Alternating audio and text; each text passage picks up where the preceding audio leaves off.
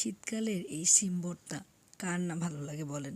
গরম ভাতের সাথে বেশ দারুণ লাগে। তো প্রথমেই আমরা ভালো করে শিমগুলো ধুয়ে সাথে কাঁচামরিচ সহ পরিমাণ মতো লবণ দিয়ে জলে ভালো করে সিদ্ধ করে নিব।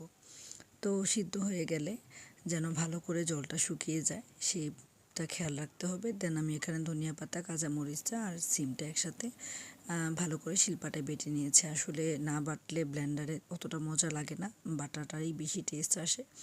দেন আমি ভালো করে বেটে নিয়ে এখানে আমি পেঁয়াজ রসুনটা ভাজি করে নিচ্ছি, শুকনো মরিচও ভাজি করে নিব। আপনারা চাইলে কিন্তু শুকনো মরিচ আর পেঁয়াজ রসুনটা শিলপাটায় বেটে নিতে পারেন, ওইটাও অনেক মজা লাগে।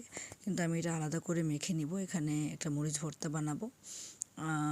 মরিচগুলি ভালো করে লবণ দিয়ে মেখে দেন এখানে আমার পেঁয়াজ রসুন যে ভাজাটা করেছি সেটা দিয়ে দিব, কাঁচামরিচও দিব, দিয়ে এখানে ভালো করে মেখে দেন ধনিয়া পাতা অ্যাড করে সরিষার তেল দিয়ে কিন্তু এটাও আরেকটা ভর্তা হয়ে যায়। তো একসাথে দুইটা ভর্তা খেতে পারবেন, বেশ দারুণ লাগে। আসলে সহজ একটা পদ্ধতি। তো সবগুলো ইনগ্রেডিয়েন্টস একসাথে ভালো করে মেখে যে ভর্তাটা হবে, মরিচ ভর্তাটা, সেটার সাথেই কিন্তু সিম বাটাটা একসাথে অ্যাড করে নিব। ব্যাস আমার সিম ভর্তা হয়ে গেল। এই যে দেখতেই পাচ্ছেন কী যে লোভনীয় লাগছে, খেতেও কিন্তু বেশ দারুণ লেগেছে, ডিফারেন্ট একটা টেস্ট এসেছে। আশা করি আপনাদের কাছেও ভালো লাগবে। ভালো থাকবেন সবাই। আজকে এই পর্যন্তই, টাটা।